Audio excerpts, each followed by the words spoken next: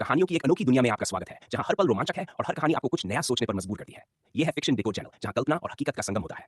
तो बिना समय गवाए आइए इस दिलचस्प कहानियों के सफर को साथ मिलकर डिकोड करें। चैप्टर 6। ममता जी और नियति और नंदिनी तैयार होकर अपने दरवाजे पे खड़े थे। नियति बोली, आज हम बहुत दिन बाद चाचा जी के यहाँ जा रहे हैं और अब हम वहीं रहेंगे। मैं बहुत खुश हूँ दी।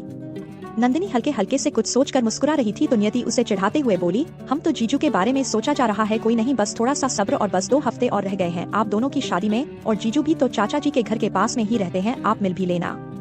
ये सुनकर नंदिनी ने नियति को आंख दिखाकर चुप करा दिया, लेकिन वो भी खुश थी प्रभात से मिलने के लिए। और तभी निरंकार जी आए और फिर सब ऑटो में बैठकर रेलवे स्टेशन के लिए निकल गए। कुछ वक्त में सब रेलवे स्टेशन पहुंचकर ट्रेन में बैठे थे और ट्रेन उज्जैन के लिए निकल गई।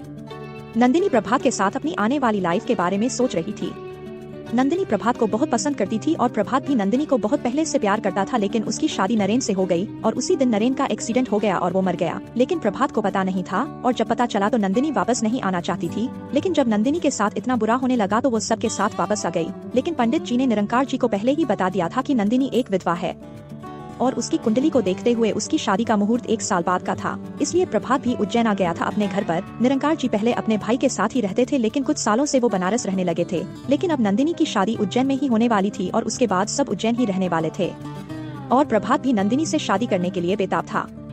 यही सब सोचते हुए नंदिनी की आंख लग गई और वो सो गई।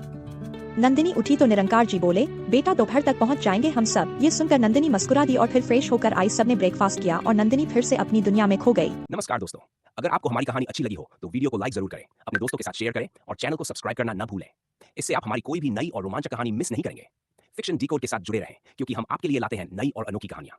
अगली कहानी में फिर मुलाकात होगी। तब तक अपना ख्याल रखें और कहानियों के सफर का आनंद उठाते रहें।